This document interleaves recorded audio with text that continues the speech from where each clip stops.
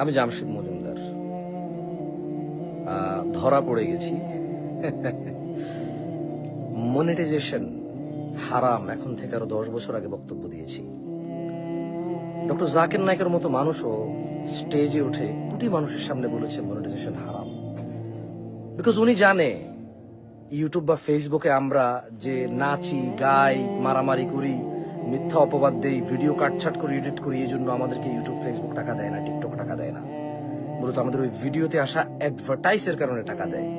আর ওই অ্যাডভার্টাইজে থাকে মহিলা, গান, বাদ্য, নৃত্য, মদ, গাঁজা, ইভেন অনেক ক্ষেত্রে জুয়ার পর্যন্ত অ্যাড আসে। সেজন্য মনিটাইজেশন হারাম। একটা কথা বলতে চাচ্ছিলাম, জামশেদ মজুমদারের বাটপারি বা ধরা পড়ে যেত না জামশেদ মজুমদার যদি মনিটাইজেশনের অর্থ হারাম এটা এখানকার কন্টেন্ট ক্রিয়েটাররা বুঝতো। এবার হতে পারে কন্টেন্ট ক্রিয়েটার, হতে পারে সাংবাদিক, হতে পারে ডাক্তার, হতে পারে ইঞ্জিনিয়ার, হতে পারে আমার মতো কোনো হুজুর ওয়াজ করে নিজের ওয়াজ নিজে ছেড়ে মনিটাইজেশন অন করে রাখা। লাইভটা একটু শেয়ার করবেন।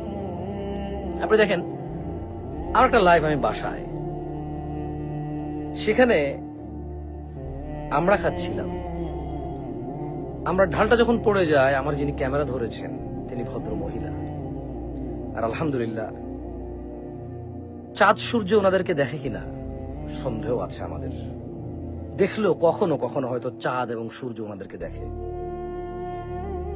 সো আমরা ঢালটা যখন পড়ে যায় তখন আমি সুন্দর করে, আমার মনে আছে আমি হিন্দিতে বলেছিলাম, তুম हंसने का नहीं, तुम हंसने का नहीं, বা এরকম কিছু, যে हंसने का नहीं यार, तुम जब सबको हंसने दो, तुम हंसती हो तो दिल पे लगता है।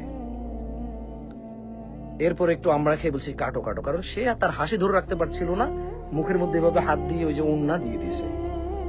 তো আমি তো আর ওকে ক্যামেরা ধরে রাখতে বলতে পারি না, কারণ আমি তো লাইভ জীবনও কাটতাম না। কেন কাটবো?